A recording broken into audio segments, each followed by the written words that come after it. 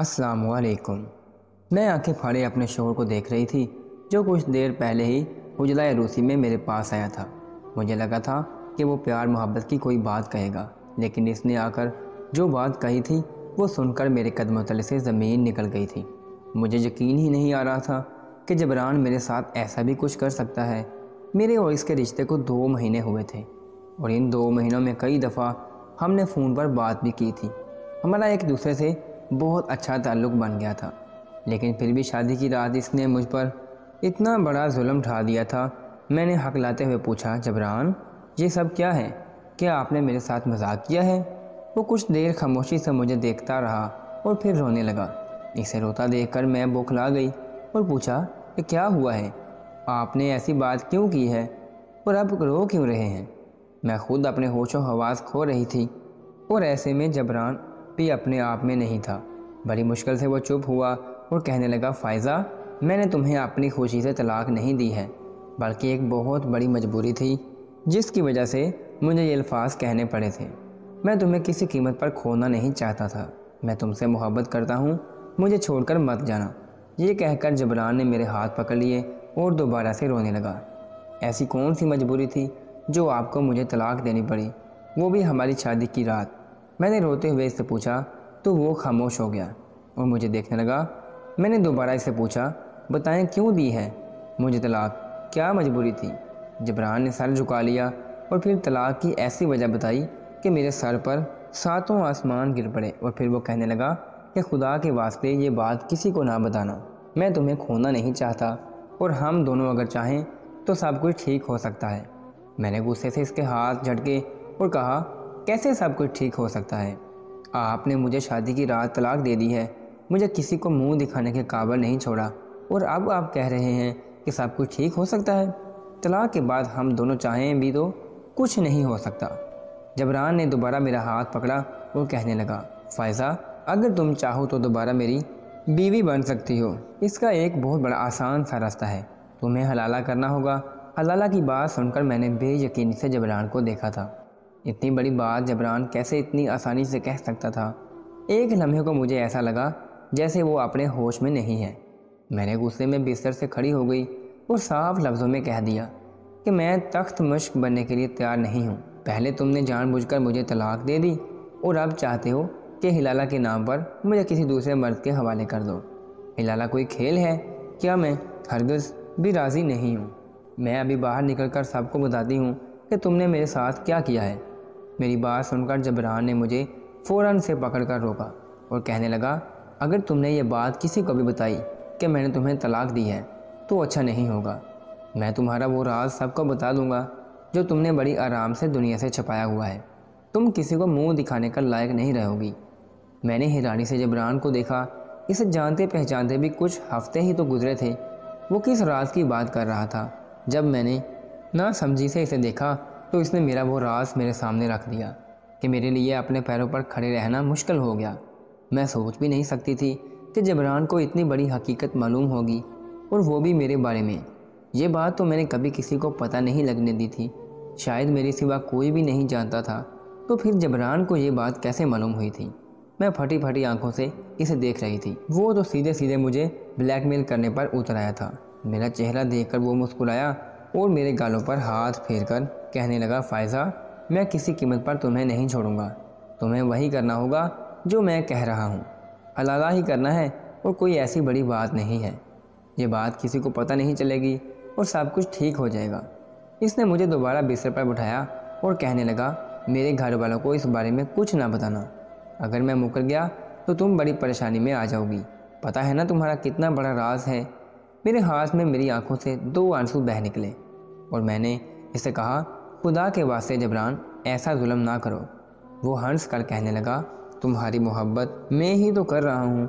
अगर ऐसा नहीं करूँगा तो मुझे तुम्हें छोड़ना पड़ेगा और ये मैं नहीं चाहता। अब तुम बताओ, तुम खामोशी से हलाला के लिए तैयार हो या फिर तुम्हारा वो राज दुनिया के आगे रख दूँ जिसे तुम छुपाए बैठे हो?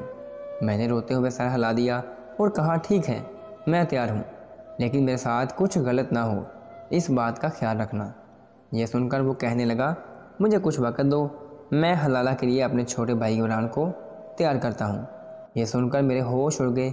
کیونکہ اس کا چھوٹا بھائی محض 13-14 سال کا ایک بچہ تھا۔ وہ کیسے اسے میرے ساتھ حلالہ کے لیے تیار کر سکتا تھا؟ اور جب یہی بات میں نے اسے کہی تو وہ کہنے لگا، اس لیے تو عمران کو تمہارے ساتھ باندھ رہا ہوں تاکہ میرے کہنے پر وہ آسانی سے تمہیں آزاد کر دے اور تم پھر دوبارہ میری ہو جاؤ۔ ویسے بھی میں ایک 13-14 سال کا بچہ تمہیں وہ تکلیف نہیں پہنچا سکتا، پھر وہ میرا بھائی ہے، تم میری نظروں کے آگے ہی رہو گی اور گھر والوں کو بھی خبر نہیں ہوگی۔ بہت مجبوری کی حالت میں جبران کو کہہ دیا کہ ٹھیک ہے، میں راضی ہوں، لیکن میرا راز کبھی کسی کے سامنے بیان نہ کرنا۔ اس نے وعدہ کر لیا، کہنے لگا ٹھیک ہے، یہ بات کبھی کسی کو پتہ نہیں چلے گی، لیکن تم بھی طلاق والی بات کسی سے نہ کہنا۔ تمہیں معلوم ہے نا کہ میں نے کس وجہ سے تمہیں طلاق دی ہے۔ میں خاموش اپنی جگہ بیٹھی رہ گئی اور وہ کمرے سے باہر نکل کر چلا گیا۔ اس کے جاتے ہی میں پھوٹ پھوٹ کر رو پڑی تھی۔ کتنے ارمان سجائے، آنکھوں میں خواب لیے میں اس کمرے میں آئی تھی۔ شادی سے پہلے میری سہیلیوں نے کیا کچھ نہ کہا تھا، میں نے کیسی کیسی باتیں نہ سوچی تھیں۔ میں جوان لڑکی تھی اور شادی کو لے کر میرے دل میں بہت جذبات تھے، لیکن میں نے کبھی سوچا بھی نہیں تھا کہ شادی کی رات میرے ساتھ ایسا حادثہ ہو جائے گا۔ اگلے کا سوچ کر مجھے خوف آ رہا تھا۔ میرے سسرال میں بہت سارے لوگ تھے اور جبران چاہتا تھا کہ کسی ایک کو بھی طلاق کا علم نہ ہو، لیکن اتنے لوگوں کی موجودگی میں دیور کے ساتھ حلالہ کیسے ممکن ہو سکتا تھا؟ کیسے میں اسے نکاح کرتی، وہ میرے ساتھ رات گزارتا اور پھر جبران کے کہنے پر مجھے طلاق دیتا؟ یہ سارے وہ سوال تھے جو مجھے پریشان کر رہے تھے۔ ساری رات میری بے چینی میں ہی گزر گئی اور پھر صبح کے وقت کمرے کا دروازہ کھلا اور میری ساس اندر آ گئی۔ اپنے بیٹے کو نہ پا کر انہوں نے عجیب سی نظروں سے مجھے دیکھا اور کہنے لگی، آدھی رات کو جبران نکل کر کہاں چلا گیا تھا؟ تم دونوں کے بیچ میں سب ٹھیک تو ہے؟ وہ ایک عمر رسیدہ عورت تھی اور ان کی گھاگ نظریں مجھ سمیت کمرے کی ایک ایک چیز کا جائزہ لے رہی تھی۔ مجھے تو ایسا لگ رہا تھا جیسے کسی نے میرے جسم سے جان نکال لی ہو۔ مجھ میں ان سے نظریں ملانے کی بھی ہمت نہیں تھی۔ وہ میرے قریب آئی اور کہنے لگی، دیکھو بیٹا، شادی کی پہلی رات ہے، اگر شوہر اس طرح کمرے سے نکل کر چلا جائے تو اس کا مطلب کچھ اچھا نہیں نکلتا، اور پھر گھر میں بہت سارے مہمان بھی ہیں، میں کس کس کو جواب دوں گی کہ میرا بیٹا کہاں گیا ہے؟ اگر تم دونوں کے درمیان کوئی بات ہوئی ہے تو اسے خاموشی سے نمٹا لو، کسی کو بھی کچھ کہنے کی ضرورت نہیں ہے، مجھے بھی نہیں۔ میاں بیوی تو ایک دوسرے کا لباس ہوتے ہیں، تم اپنے شوہر کا بھرم رکھو، وہ تمہارا پردہ رکھے گا۔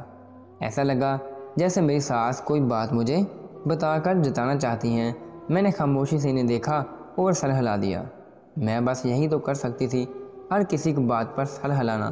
پتہ نہیں کیوں مجھے ایسا لگا تھا جیسے میری ساس بھی اس راز سے واقف ہوں۔ جو رات جبران کے پاس تھا وہ سارا دن یوں ہی گہما گہمی میں مہمانوں کے بیچ گزر گیا۔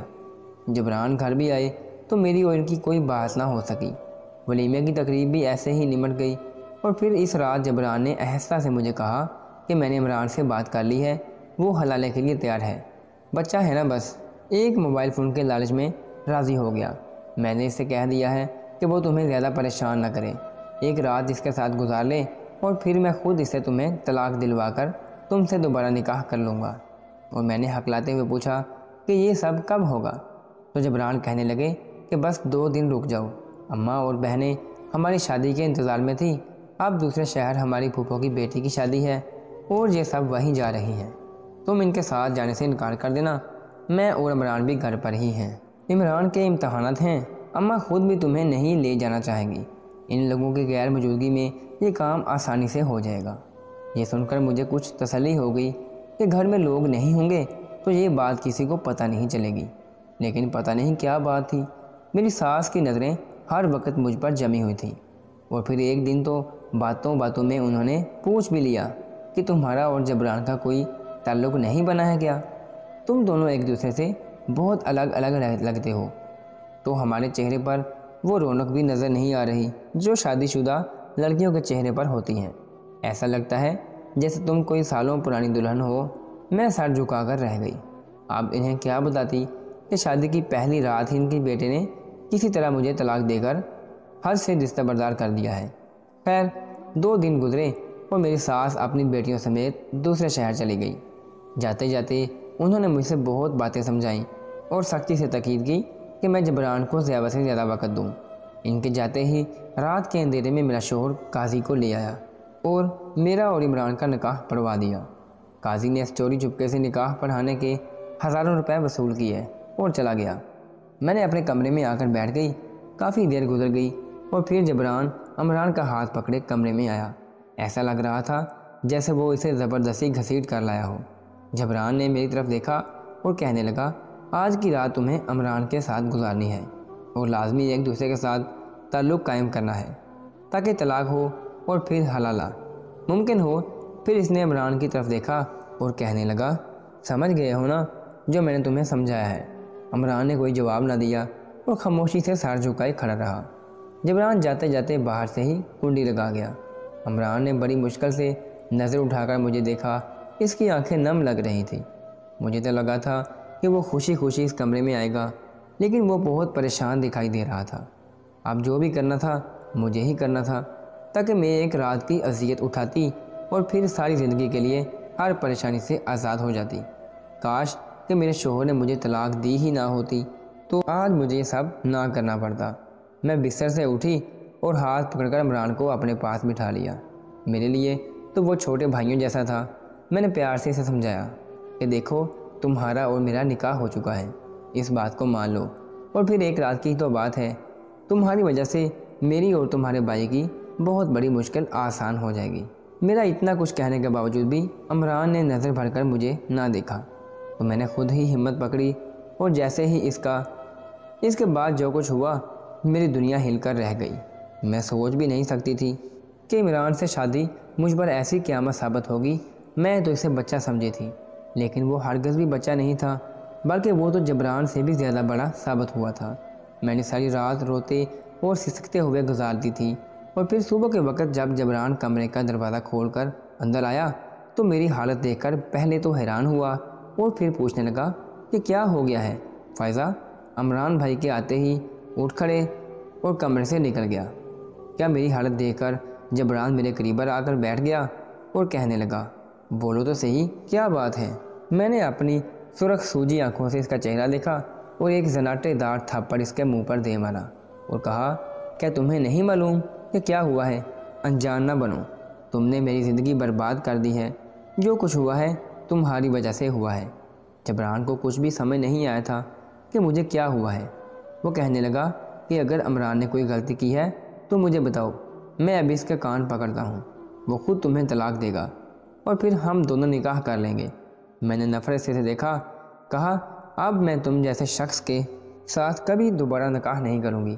تمہاری وجہ سے جو اذیت میں نے کاٹی ہے میں بیان نہیں کر سکتی۔ تمہارا سچ میرے سامنے آ چکا ہے۔ میں جان گئی ہوں کہ تم نے مجھے شادی کی رات طلاق کیوں دی تھی۔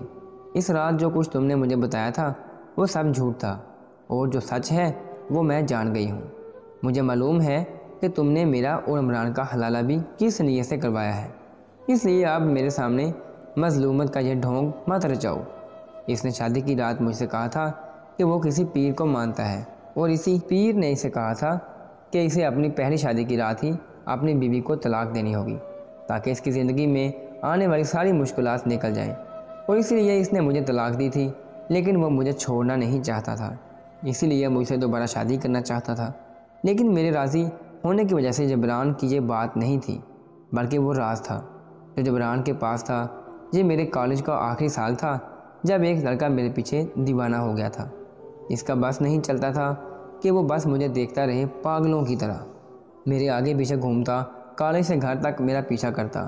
میں بہت زیادہ پریشان ہو چکی تھی، اور پھر کئی دفعہ میں نے اسے سختی سے کہا کہ وہ میرے راستے میں نہ آیا کرے، لیکن وہ تو میری بات مانتا ہی نہیں تھا۔ کبھی مجھے محبت بھرے خط بھیجتا تو کبھی مجھ سے فون نمبر کی فرمائش کرتا۔ مجھے بہت زیادہ ڈر لگنے لگا تھا، بدنامی کا ڈر۔ میں دنیا کی نظروں سے بچنے کے لیے اس کے خطوط کو اپنے پاس رکھ لیتی، خاموشی سے راہ چلتی، اور وہ پھر میرے پیچھے پیچھے بہت کچھ کہتا جاتا۔ بہت دن ایسے ہی گزر گئے تھے، سمجھ نہیں آتا تھا کہ اس بات کا ذکر کس سے کروں، کس طرح اس لڑکے سے جان چھڑواؤں۔ وہ مجھے کوئی نفسیاتی مریض لگتا تھا، اور پھر اتفاقاً ایسا ہوا کہ لاہور سے میرے چچا کے بیٹے آئے تو میں نے ان کو ساری بات بتائی۔ اس نے آ کر بیچ چوراہے پر اس لڑکے کی خوب پٹائی لگائی، اور میری اس لڑکے سے جان چھوٹ گئی۔ اس کے بعد وہ مجھے دوبارہ کبھی نظر نہ آیا، لیکن مجھے نہیں معلوم تھا کہ اس کے غائب ہونے کے پیچھے کیا وجہ تھی۔ لیکن شادی کی رات جب میرے شوہر نے اس لڑکے کا ذکر کیا اور مجھ سے کہا کہ میرا اس لڑکے کے ساتھ چکر تھا اور یہ بات وہ جانتا ہے، اس کو ان خطوط کا بھی علم ہے جو اس لڑکے نے مجھے دیے تھے، تو یہ سن کر میں ہکا بکا رہ گئی تھی۔ پہلے تو میں نے اپنے شوہر کو یہ سمجھانا چاہا کہ ایسا کچھ بھی نہیں تھا، لیکن وہ نہ مانا اور کہنے لگا کہ اگر میں نے حلالہ کے لیے رضامندی نہیں دی تو وہ سب کو یہی بتائے گا کہ میرا اب بھی اس لڑکے کے ساتھ چکر ہے اور اسی لیے اس نے مجھے طلاق دی ہے۔ میں ایک دفعہ پھر بدنامی کے خوف کا شکار ہو گئی تھی، اس لیے خاموشی سے اپنے شوہر کی بات مان لی۔ لیکن جب شادی کی رات عمران کمرے میں آیا اور میں نے حلالے کی نیت سے اس کا ہاتھ پکڑا تو وہ گھبرا گیا اور اس نے مجھ پر ایک ایسا راز کھولا کہ میں حیران رہ گئی۔ وہ کہنے لگا کہ جبران بھائی آپ سے کوئی دوسری شادی نہیں کریں گے، انہوں نے آپ کو جان بوجھ کر طلاق دی ہے، بلکہ انہوں نے آپ سے شادی جان بوجھ کر کی تھی، وہ آپ سے بدلہ لینا چاہتے تھے۔ طارق کی موت کا بدلہ سن کر میں حیران رہ گئی تھی، کیونکہ اس نام کو میں اچھی طرح جانتی تھی، لیکن کیا وہ شخص مر گیا تھا؟ یہ میری بات علم میں نہیں تھی۔ عمران کو سب کچھ معلوم تھا۔ اس نے مجھے بتایا کہ جب میرے کزن نے بیچ راستے پر طارق کی پٹائی کی اور اسے کہا کہ آپ کا اور اس کا نکاح ہو چکا ہے تو یہ بات طارق سے برداشت نہیں ہوئی۔ آپ کے کزن نے جس جھوٹ کا سہارا لیا تھا وہ جھوٹ طارق کی موت کا سبب بن گیا، کیونکہ اسے اسی رات ہارٹ اٹیک ہو گیا تھا۔ وہ آپ سے بے انتہا محبت کرتا تھا اور یہ بات برداشت نہیں کر پایا تھا۔ طارق جبران بھائی کا بیسٹ فرینڈ تھا اور جبران بھائی کی اس موت پر بہت صدمے میں تھے، اور اسی دن انہوں نے یہ بات کہہ دی تھی کہ وہ ایک نہ ایک دن اس لڑکی سے ضرور بدلا لیں گے، جس کی وجہ سے ان کے دوست نے اپنی زندگی ہاری تھی، اور پھر انہوں نے پورے منصوبہ بندی کے ساتھ آپ سے شادی کی اور جان بوجھ کر شادی کی رات آپ کو طلاق دے دی۔ لیکن پھر بھی ان کا دل نہ بھرا اور بدلے کی آگ میں جل کر انہوں نے آپ کو حلالے کا کہہ دیا۔ وہ آپ کو پوری طرح برباد کرنا چاہتے تھے، وہ آپ کی جان نہیں لے سکتے تھے لیکن آپ کو زندہ درگور کر سکتے تھے، اور یہی ان کا مقصد تھا۔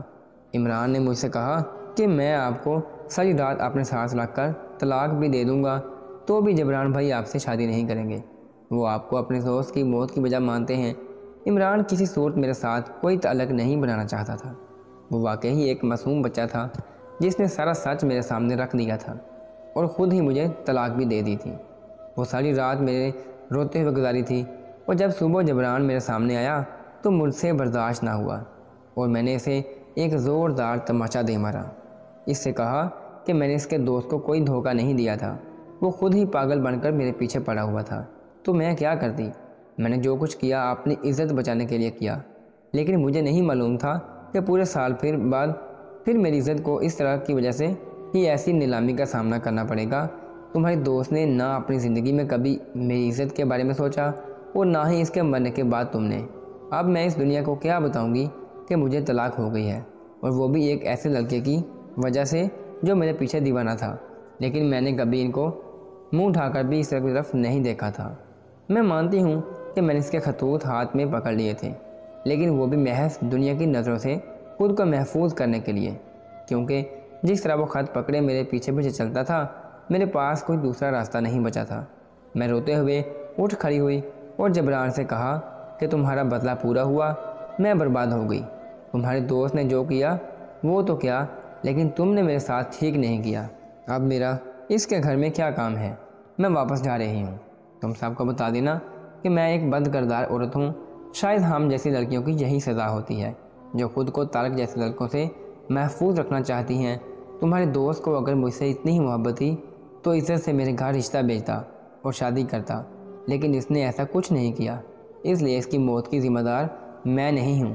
میں روتی ہوئی جبران کے گھر سے نکلنے لگی تو اس نے میرا ہاتھ پکڑ لیا، زبردستی مجھے روکا اور کہنے لگا مجھے معاف کر دو، وہ میرا بہترین دوست تھا اور میں اس کی موت پر بہت دکھی تھا۔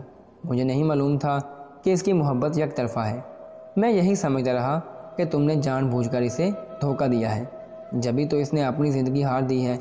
میں تم سے دوبارہ شادی کرنا چاہتا ہوں، میں نہیں چاہتا کہ تمہارے کردار پر کوئی داغ لگے۔ تم نے پہلے بھی جو کیا وہ اپنے کردار کو بچانے کے لیے کیا، تو آج ایک بار پھر اپنے کردار کو بچانے کے لیے مجھ سے دوبارہ شادی کر لو۔ میں روتے ہوئے گھر کے دروازے تک پہنچ گئی تھی۔ عمران بھی وہیں چلا آیا تھا، اسے بھی ساری بات کا علم تھا، وہ بھی مجھے سمجھانے لگا وہ کہنے لگا کہ بھابھی بھائی طارق بھائی سے بہت محبت کرتے تھے اور بس اسی محبت نے ان سے یہ غلطی کروا دی کہ انہوں نے بنا سوچے سمجھے آپ کی زندگی خراب کر دی، لیکن آپ انہیں ایک موقع دے دیں۔ جبران میرے قدموں میں بیٹھ گیا تھا۔ میں نے اپنے آپ کو مضبوط کیا اور اسے معاف کر دیا، کیونکہ میں واپس اپنے گھر لوٹ کر نہیں جانا چاہتی تھی۔ میرے گھر والوں کو طلاق کا پتہ چلتا تو میرے ابا صدمے سے مر جاتے۔ ہم جیسی لڑکیاں شاید یوں ہی اس معاشرے کے ہاتھوں مجبور رہتی ہیں۔ پہلے میں طارق کے ہاتھوں بلیک میل ہوئی تھی اور اب اپنے والد کا سوچ کر جبران کے ہاتھوں۔ میرے شوہر نے میرے ساس کے لوٹنے سے پہلے ہی دوبارہ مجھ سے نکاح کر لیا تھا۔ میرے اور عمران کے بیچ کوئی تعلق نہیں بنا تھا۔ وہ میرے لیے میرے بھائیوں جیسا تھا۔ اس نے بھی قسم اٹھائی تھی کہ وہ یہ بات کبھی کسی کو نہیں بتائے گا، اور جبران نے بھی مجھ سے وعدہ کیا تھا کہ وہ ساری زندگی میری عزت کرے گا اور دوسروں سے بھی کروائے گا۔ پورے 15 دن بعد میری ساس لوٹ کر واپس آئی تو مجھے دیکھتے ہی میری ساس نے محبت سے کہا کہ اب مجھے لگ رہا ہے تم بہت خوش اور نئی شادی شدہ ہو، ہمیشہ ایسے ہی رہنا۔ مجھے اپنی ساس پر بہت پیار آیا تھا، جنہوں نے شادی کے پہلے دن سے ہی مجھے اپنی بیٹی مان کر ہر بات اچھی طرح سمجھانے کی کوشش کی تھی۔ آج میری اور جبران کی شادی کو 1 سال ہونے والا ہے۔ کوئی نہیں جانتا کہ میرا اور جبران کا 2 دفعہ نکاح ہوا ہے، لیکن یہ بات میں آپ لوگوں کو اس لیے بتا رہی ہوں کیونکہ معاشرے میں بہت سی لڑکیاں میرے جیسی ہیں۔ لڑکے ان کے پیچھے خود ہی پڑتے ہیں اور پھر ان کی عزت خراب کر کے نکل جاتے ہیں۔ ان لڑکوں کو تو شاید کوئی فرق نہیں پڑتا، لیکن ہم جیسی لڑکیاں ساری زندگی اس داغ کو اپنے دامن پر لیے زندگی گزارتی ہیں۔ اگر کوئی لڑکا میری کہانی پڑھ رہا ہے تو میں اسے یہ گزارش کرتی ہوں کہ لڑکیوں کی زندگی اس طرح برباد کرنے کی بجائے اپنے گھر والوں کو بھیج دیجیے، رشتہ بھجوائیے، شادی کریں اور عزت سے ہم لڑکیوں کو اپنی زندگی میں شامل کر لیجیے۔ اگر آپ کو ہماری ویڈیو اچھی لگی ہو تو آپ نے اس کو لائک کرنا ہے اور آگے دوستوں کو شیئر بھی کرنا ہے، اور اگر ابھی تک آپ نے ہمارا چینل کو سبسکرائب نہیں کیا تو آپ نے اس کو سبسکرائب کرنا ہے اور بیل آئیکن کو دبا دینا ہے۔ اللہ حافظ۔